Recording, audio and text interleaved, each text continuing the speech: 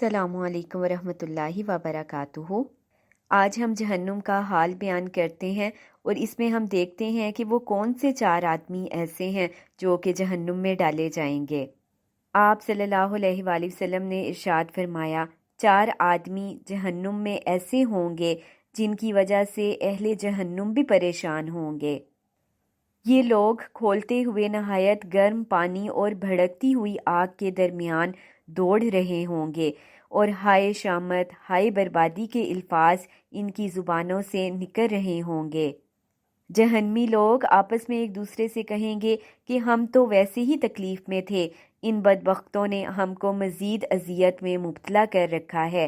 آپ صلی اللہ علیہ وآلہ وسلم فرماتے ہیں کہ ان 4 میں سے ایک آدمی وہ ہوگا جسے آگ کے صندوق میں بند کر دیا گیا ہوگا، اور دوسرا وہ شخص ہوگا جس کی انتڑیاں نکل پڑی ہیں اور وہ اپنی انتڑیوں کے ساتھ ادھر ادھر بھاگتا پھر رہا ہوگا۔ تیسرا وہ شخص ہوگا جس کے منہ سے خون اور پیپ بہہ رہا ہوگا۔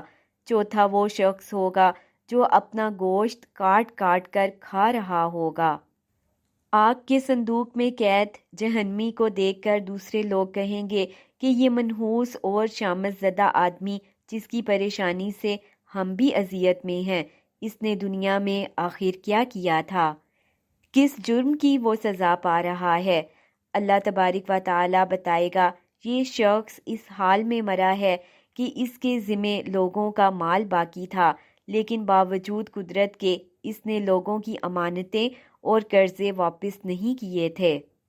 پھر دوسرے آدمی کے بارے میں جو اپنی انتڑیوں کے ساتھ بھاگتا پھرتا ہوگا، اہل جہنم جاننا چاہیں گے تو اللہ تعالیٰ فرمائے گا، یہ شخص اپنے پیشاب کے چھینٹوں سے بچنے کا اہتمام نہیں کرتا تھا، طہارت اور پاکی سے بے پرواہ تھا۔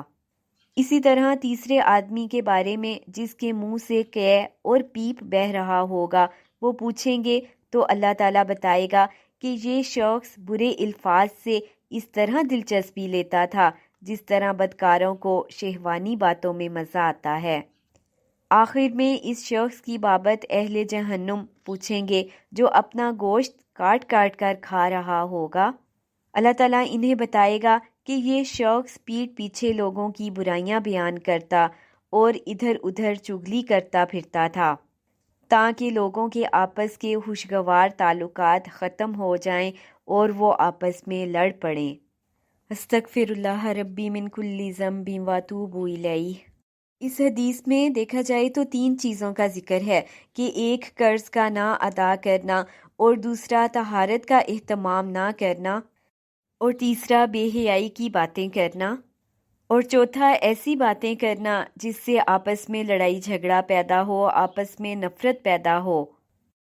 ان 4 لوگوں پر جہنم کے عذاب کی وعید سنائی گئی ہے۔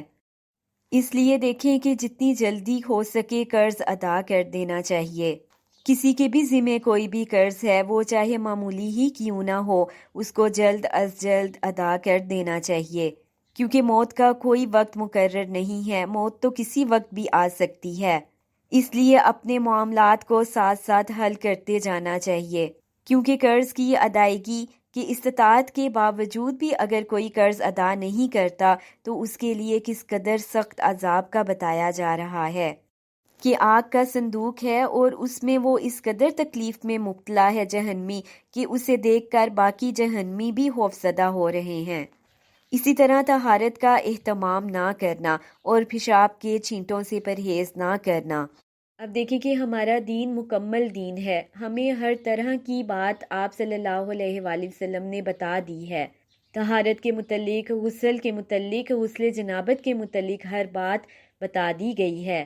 اب یہ بات ان لوگوں پر لازم ہے کہ جو دین کو جانتے ہیں وہ ساتھ دوسرے لوگوں کو بھی بتائیں جو کہ ان چیزوں سے بے خبر ہیں، کیونکہ ناپاکی کا اور پیشاب کے چھینٹوں سے پرہیز نہ کرنے کا کس قدر گناہ بتایا گیا ہے اور کس قدر ایسا شخص عذاب میں مبتلا ہوگا کہ جہنم میں ایسے شخص پر اتنا شدید عذاب ہوگا کہ اس کے پیٹ کی جو انتڑیاں ہیں وہ بہے کو ہوں گی، اور اپنی انہی انتڑیوں کے ساتھ تکلیف میں مبتلا ہو کر وہ بھاگتا پھرے گا۔ اسی طرح تیسرے وہ شخص بتایا گیا ہے کہ جو کہ بے حیائی کی باتوں میں دلچسپی لیتا تھا۔ حدیث میں برے الفاظ کا ذکر کیا گیا ہے۔ برے الفاظ سے مراد جھوٹ بھی ہے، دھوکہ دہی بھی ہے، اور ایسی باتیں بھی کرنا ہے جو کہ دوسرے کو الجھن میں مبتلا کریں، اور حق بات کو چھپانا بھی ہے۔ لیکن آج کے دور میں دیکھیں کہ بے حیائی کی باتیں کھلم کھلا ہو رہی ہیں۔ یہ میڈیا، یہ موبائل، آپس میں گپ شپ لگانا، یہ تمام چیزیں اسی میں آتی ہیں، کیونکہ برے الفاظ کا چناؤ کرنا، بے حیائی کی باتیں کرنا، یہی عذاب کا ذریعہ بنتی ہیں، دنیا میں بھی اور آخرت میں بھی۔ اور ایسے شخص کے متعلق کہا گیا کہ اس کے منہ سے خون اور پیپ بہہ رہا ہوگا۔